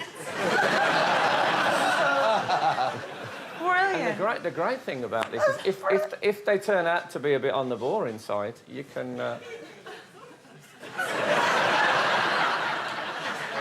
this and...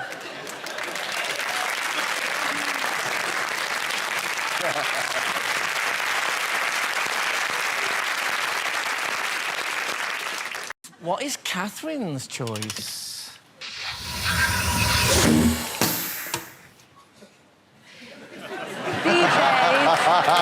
Yes. Oh, yeah. This is DJs that join in at the end of the song. I mean, I love the radio. I've not listened to your show on the radio because it's too early, but I love the radio in the morning. It's a podcast. But carry on.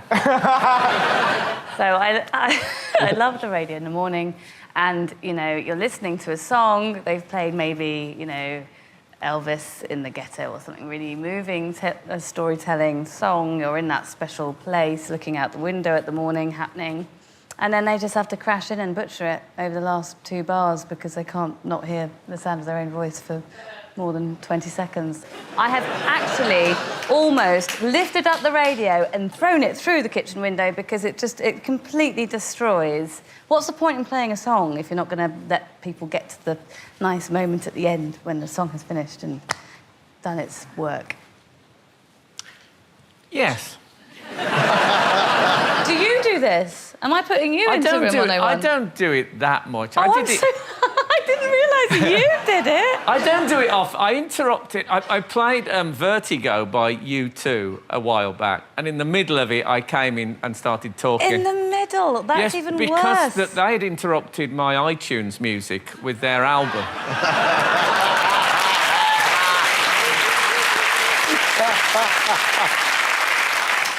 They started it. Okay, what does Melanie C not like about modern life?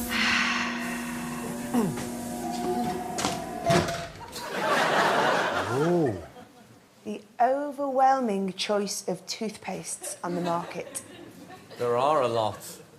I've got a little list in my pocket. This is just one brand. I mean, I'm happy with there being lots of brands, but this is just one brand.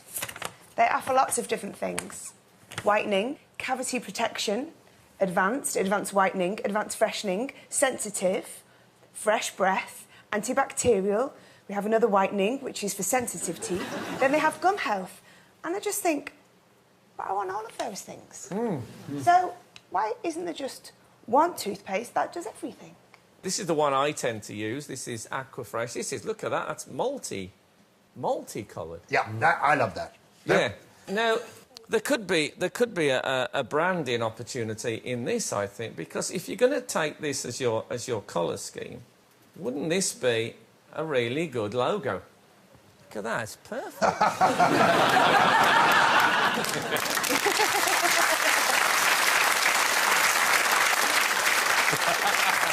Yes, and that would ensure your teeth were really white.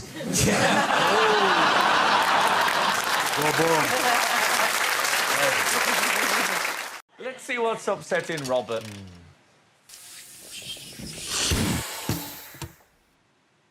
These are couples who communicate with each other over social media. I mean, what is wrong with them?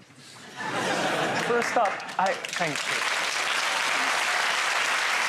For a start, I couldn't care less about your private relationship whatsoever, at all. Secondly, people make the most disgusting announcements and put them on Facebook and think that that's perfectly reasonable. I'd like to celebrate my husband, Nigel, is having an operation this week, and we do hope that the repair to his prolapse is successful. I don't care. I couldn't care less. And, you know, why don't you speak to your husband or partner at home? You know, in the secrecy of your... Now you've gone too far. Yeah. No one does that. Not after a couple of years. It's the death of, you know, relationships and normal communication, not to mention incredibly boring. I'm missing out on all this. I'm presuming you mean this would be a typical example. I really do have a tremendous husband, and that's from Lucy Porter. Did you really do that? Do you know... That's so terribly embarrassing. You know... What doesn't Fiona like about modern life?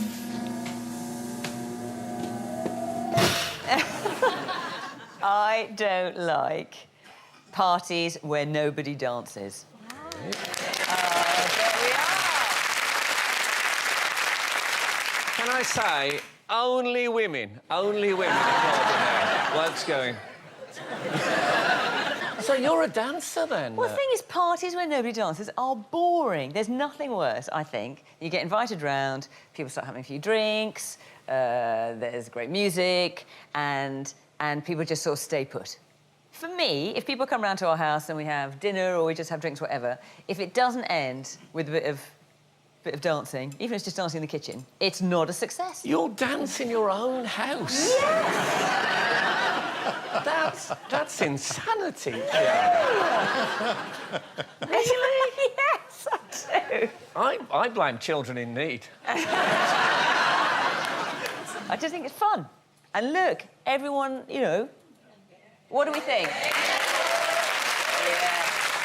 There we are. Do you ever dance when you're reading the news? Do you know, I've not done that. I've not managed to pull that one off. Do you know, if I No. do dance, I've learned something from my hero, Beyonce. I'll show it to you now. Oh. This is my microphone. Okay, so she dances all in the hips. And as a mother, this will be quite easy for you because you get very powerful hips. And you notice, it's my favorite kind of dancing because this bit remains still to have a conversation. You just go, and like this. And you could just be having a lovely chat. Have a tea. Like this. It's a very safe way to multitask. I must say, it's won me over. My case. I'm not sure I can compartmentalize my body like that, though. You absolutely can. I think if my legs start going, everything else is going to But join Frank, in. come on, give it a go. Let's see. How I do bet you you know? could.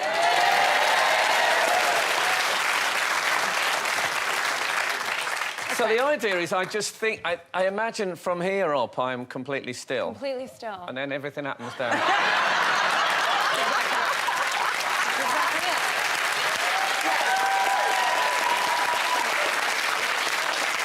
That's very good. Yeah, I'm not sure about it. Life. What doesn't Fiona like about modern life?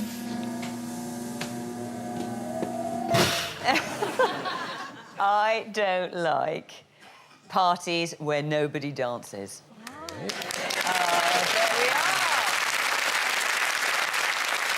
Can I say, only women involved in there. Blokes going... So you're a dancer, then? Well, the thing is, parties where nobody dances are boring. There's nothing worse, I think. You get invited round, people start having a few drinks, there's great music, and people just sort of stay put. For me, if people come round to our house and we have dinner or we just have drinks, whatever, if it doesn't end with a bit of dancing, even if it's just dancing in the kitchen, it's not a success. You'll dance in your own house? Yes! That's insanity. Really?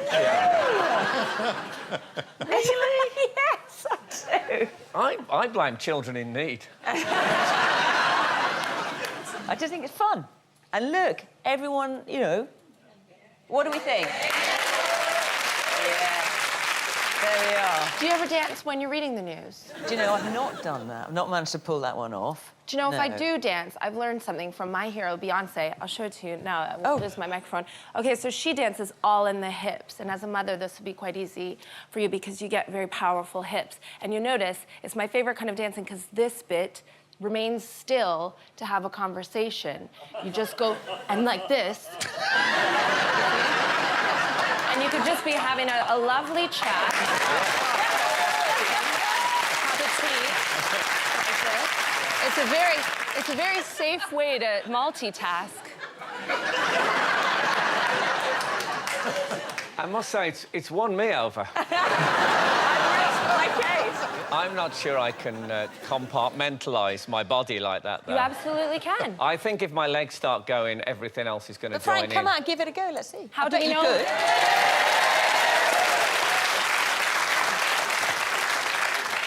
So the idea is I just think... I imagine from here up I'm completely still. Completely still. And then everything happens down.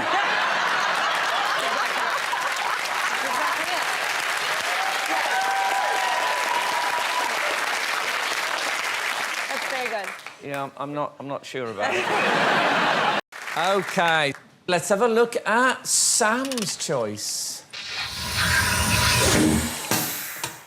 Holding hands.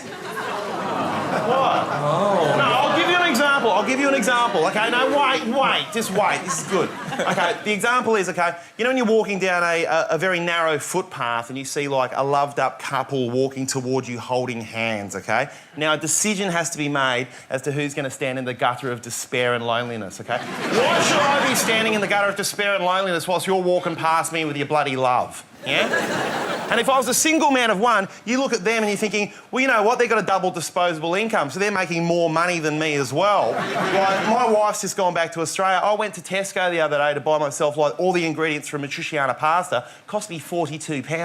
You can at least give me a little bit of concrete. No? Like, the only thing for holding hands for me, OK, is like, if you're a little boy and you need to cross the street, you hold hands. If you're a little old lady and you need help across the street, you hold hands. So you do it on the way in and you do it on the way out. It's interesting you say that because I used to hold hands with my partner quite regularly. And I've noticed since I've gone grey, we don't hold hands because it looks like I'm being helped. Actually, I love seeing an older couple holding hands. There's nothing sweeter than this little old grey-haired couple sort of tottering. Yeah, they're on the way out. What Ian's choice is. Film Grease.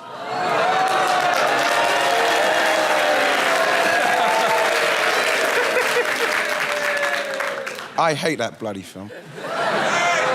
When I was younger, it was all cool, and John Travolta had done Night Fever and all that stuff. He's a great dancer and that, and it's fine because, you know, when you're growing up, it looked pretty cool. They had the cars and everything. But as you get older, and like I've got daughters now, I was watching it the other day, and I thought I don't like Grease now. You know, you got the girls, really decent, Olivia Newton-John, gorgeous, beautiful, nice gear. She's nice clothes. She's wearing everything. She wanted to get the guys, so in the end, she had to dress up in that tight leather, high heel wearing, red lipstick, smoking biker chick to get the bloke. And I thought to myself, I don't want my girls to see Grease. Wow. So, tell me more. So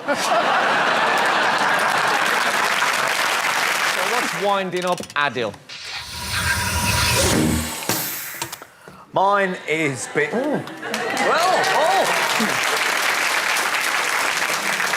beards, yes, and more importantly, actually, specifically, hipster beards. This sort of... yes, exactly. So you're talking about these trendy young men you see with the big beards? Yeah, but how can it be trendy, Frank? I mean, if everyone's doing it, you go to parts of London, it's almost a requirement to go to East London that you have to have a beard. And I'm not talking about East London where all the Muslims are. I'm talking about, you know, Shoreditch, you know. But I think there is also a requirement there to have a beard. There is a requirement there. But I just don't see... you know, if it's supposed to be trendy, how can it be trendy if everyone is doing it? I just don't get it whatsoever. And if it is about Muslims, obviously we've been cool for a number of years. That's why we're front page all the time, I guess. You know?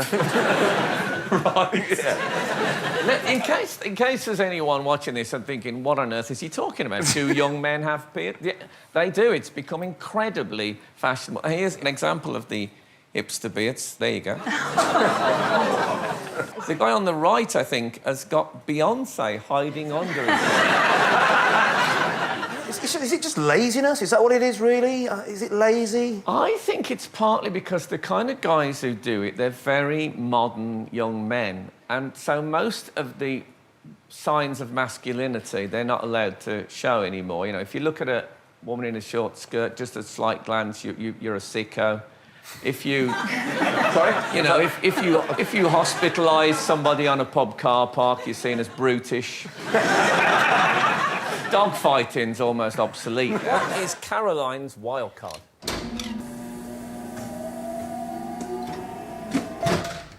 Knickknacks. Yeah. Bibelots, trinkets, bits and bobs. Basically, I've chosen the things that, as I'm getting older, I find myself mysteriously drawn to.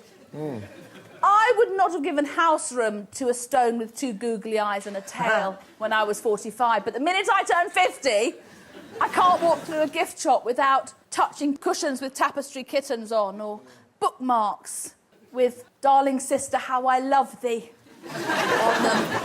It's something something I think that happens to you when you hit the menopause, and it's a biological response to crap.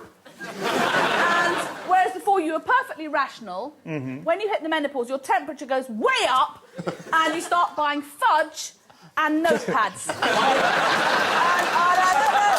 It's like, you can't. So why don't you put the menopause then into room 101?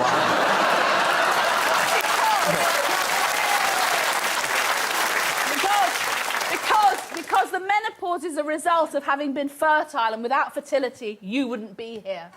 Mum!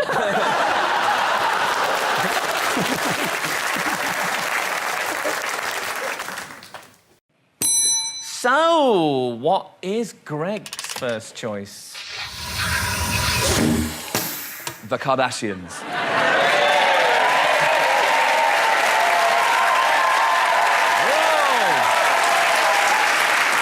Thank you and goodbye.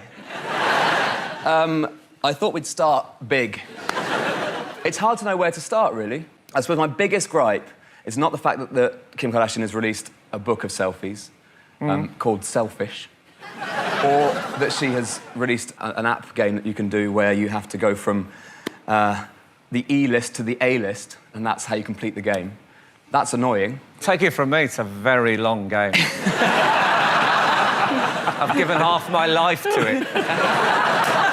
So those are two annoying things. But Right. the thing for me is that when I was growing up, we used to watch rubbish telly and look at rubbish reality stars and go, oh, they're embarrassing, aren't they? But we didn't want to be them. But whereas now with the Kardashians, people seem to watch it and go, well, they're idiots, aren't they? But I quite want to be like her.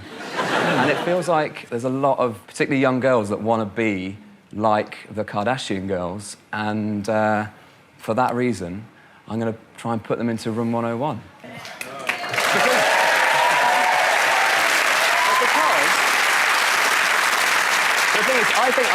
I think we need better role models. Okay, so I've actually got a list of role models who are better than the Kardashians. Would you like to hear the list? Well, it's a 29-minute show, you see. A list of better role models than the Kardashians. 1. Literally everyone else in the world, apart from murderers, but even then you can argue at least they have done something and have some skills. Ooh. Whoa. And that's kind of as far as I go. Okay, so what's upsetting Alan?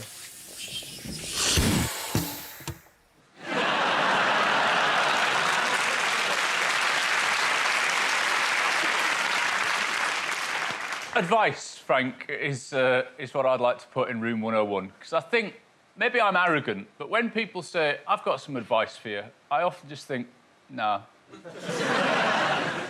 Don't bother. But a lot of advice is terrible. Like, I think when you tot it up a whole life, there's probably about 3 bits that are any use, and one of them's yellow snow. And the rest of it, I just think, is waffle. Like, just bad advice. Friend told me that he was told when he was younger, dress for the job you want, not for the job you've got. Have you heard that? That's apparently business advice. And people think it's good. It's not. He is serving a custodial sentence for repeatedly impersonating a police officer. I think it's bad advice. I'm trying to remember if I've ever given Alan any advice. Have I? I don't think so. Because comedians do, especially, like, you know, elder statesman comics like myself sometimes. I remember an American comic saying, he said, I'll tell you something about stand-up comedy, and I thought, this could be handy. He said, always take your wallet on stage. Sensible. Yeah. And another guy, an English, he's a magician, actually, and he said to me, tell you some, I was very new. He said, I'll tell you something, Frank. He said, when you get a BMW, and you will, get power-assisted steering. That is the comedy advice that I've had from in my whole career, that's it. So, what's upsetting Katie? People with no talent on talent shows.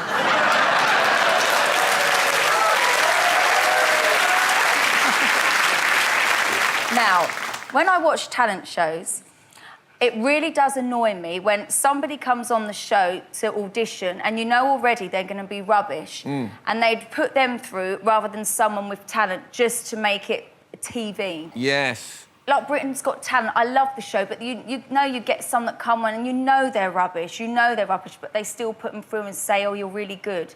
It's not their fault, though, is it? It's not the rubbish people's fault. No, I suppose it's the TV It's the people who put them through. Well, you could say it was their fault for being rubbish. But they probably think they're really good. It's like, just tell them the truth, jog on and just get someone on the... One of the things they feel they have to do now is the sad story. I hate sympathy. As soon as the violins and bloody panpipes and that come, Yes. it's like, here we go. I could have really done with that when I was going to Smethwick's supplementary benefit office in the 70s. The thing is, I am actually looking for work. It's just that, you know, it's so difficult. There was a job recently, and I really wanted it, but I couldn't afford the bus fare. So I know I've been on for nearly 4 years, but I am definitely available for work. It's a yes from me. Yeah, there you go. What does Adam Hills not like about modern life?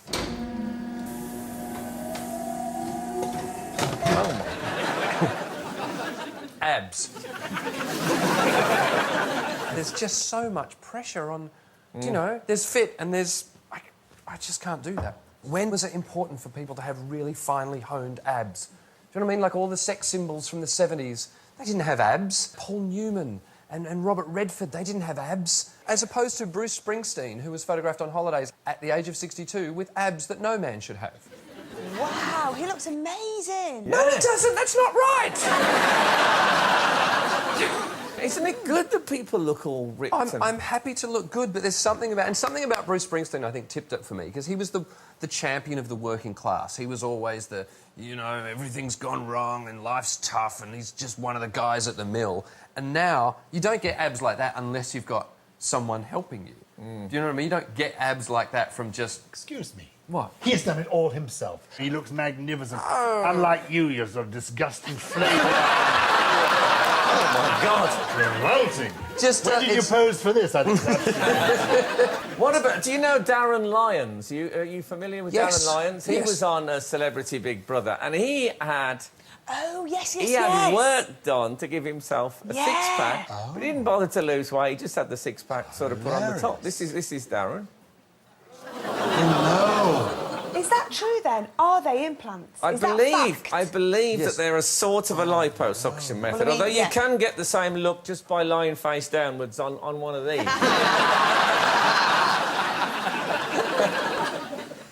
OK, so what's Joanna's choice?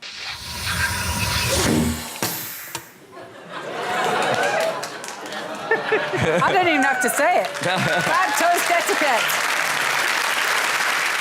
I have a thing, which is that if you put your knife into the butter and then you put the butter on the toast, you spread it with that same knife, then you go back to the butter, possibly even go into the jam, the peanut butter or the Marmite, then put that back in the butter, you're going to have crumbs, jam, Marmite and peanut butter or whatever else in the butter. Yeah.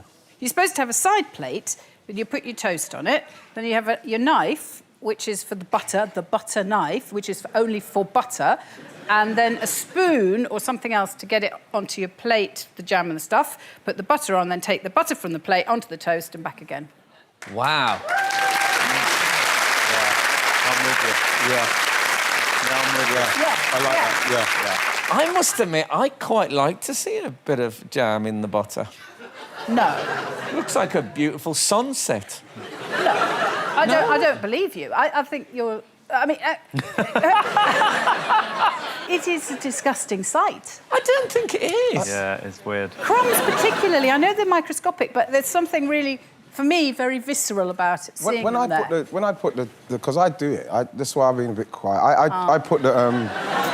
Here we I don't go. do the Marmite, I do the jam. But what I do, when I do go back into the butter after I've been in the jam, I try to go back to where I've left jam and taken that out of the butter. Yeah. Yeah. Yeah. So Yeah. I'm trying to... Yeah. trying to clean up. Yeah. I'm trying to clean up after myself. So I'm trying to... Anywhere where there's bits of jam, I'll take that bit of butter. You'd be amazing at a murder scene. OK, what doesn't Allard like about nature? Hold it. You'll love this. Oh, Jesus! This is deep-rooted, isn't it? Can you tell? Yes. It's a scorpion. Basically, when I was singing as a kid, I was in Israel, and I was singing on the Little Road to Bethlehem, and the director said, sit on that rock, and we'll film you. And so I went to sit on the rock, and the Israeli floor manager said to me, be careful where you sit, because there's loads of scorpions here that'll kill you. So I'm 11, supposedly singing a nice little carol about Jesus and the like, thinking any minute I'm going to die. So if you spool forward about 4 years, my dad thought it was really funny to hold my hand above quite a few scorpions in a zoo. If social services are watching, they live in Llandegfan in North Wales, by the way. They'll never find that. No.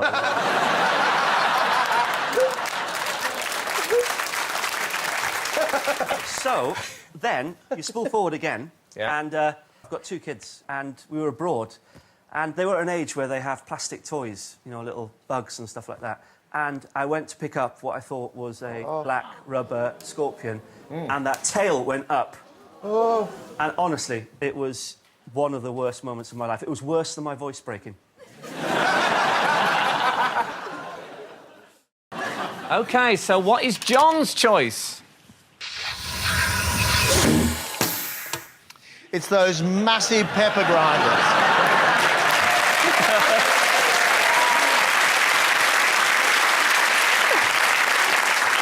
I mean, even the action's disturbing, isn't it? Do you know what I mean? Somebody comes up to your table, you've got some food in front of you, you're about to enjoy it, they suddenly reach across front of you, would you like peppers, sir?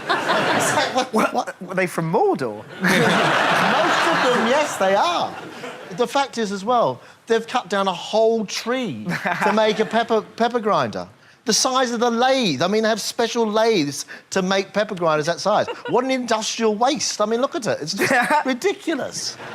Just in case you're not familiar with what... Actually, I've just pulled the leg off the table. Hold it. This is it.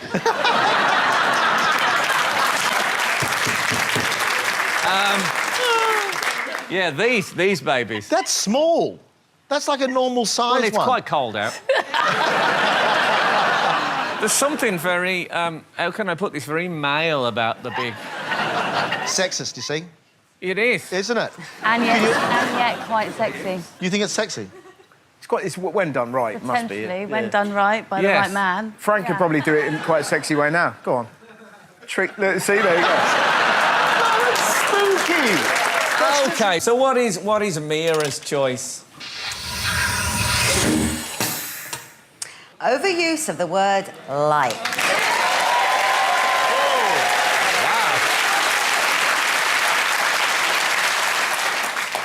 They like that. It drives me nuts. I was sitting behind a couple of young people. I suppose my definition will be anybody under 25. And the conversation went something like, so I was like, no, and he was like, yeah, and I was like, whatever, and I was like, no, and he was like, yeah. And I sat there thinking, I don't actually know what any of that was about. There wasn't any nouns in it. There wasn't any verbs in it, I don't think. It's become this all-purpose filler word, which means nothing. It's robbing us of all our descriptive uses of this beautiful language, which it is. And it makes people sound really thick when they're not.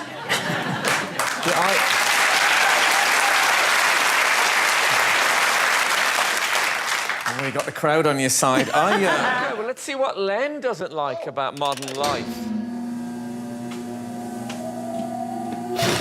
Choice.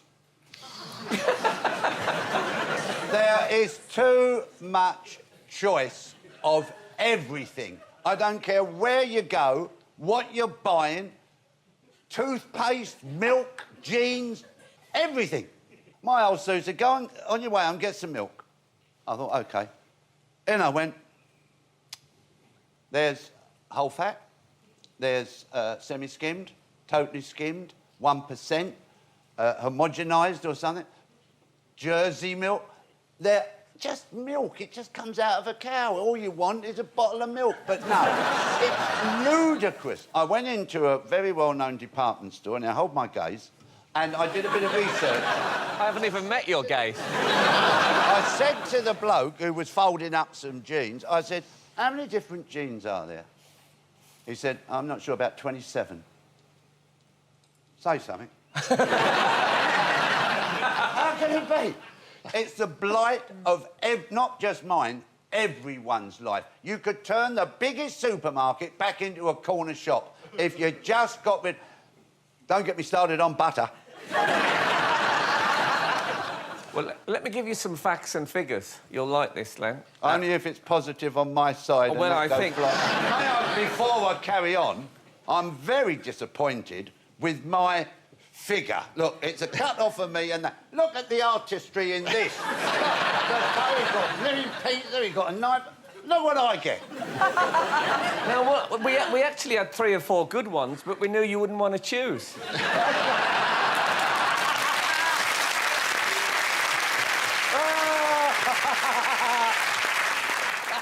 So what doesn't Alexander like about food and drink?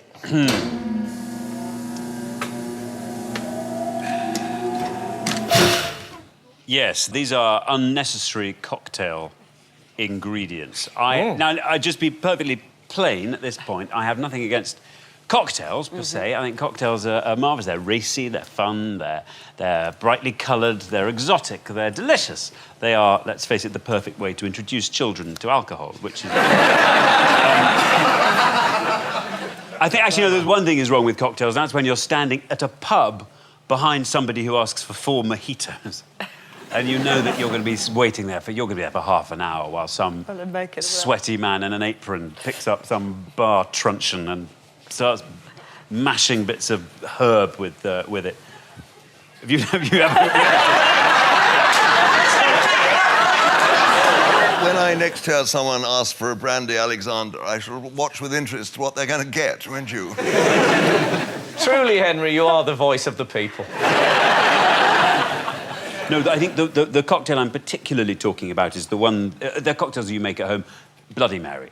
The list of Bloody Mary ingredients just gets longer and longer for every year it exists because it's a drink made by hungover people, and hungover people just can never make up their minds what it is they want. They know that something's going to make them better. What they don't realise is that thing is time.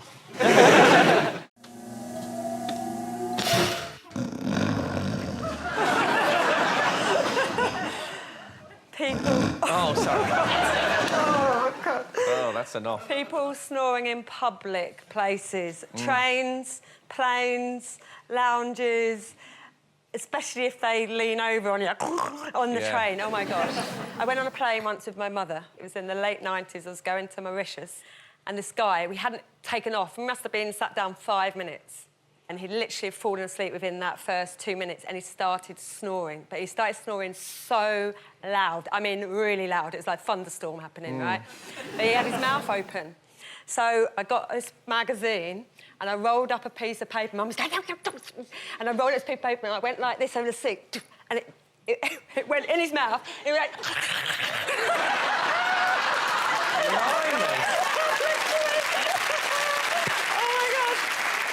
I looked at, they had a list of most annoying train habits, and this was only 19.